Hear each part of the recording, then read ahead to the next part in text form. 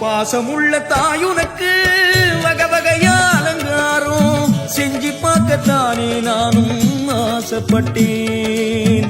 கனகமுடி நீ தரித்து செங்கரி மாமேல் அமர்ந்து